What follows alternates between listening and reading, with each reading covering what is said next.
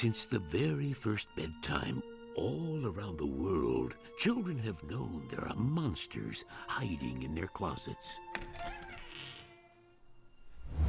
But what they don't know is those monsters weren't always so scary. Class president? They had to go to college first.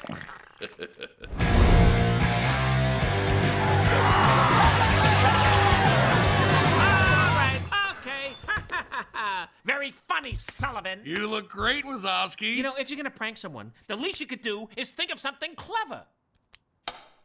What? What's happening? I don't get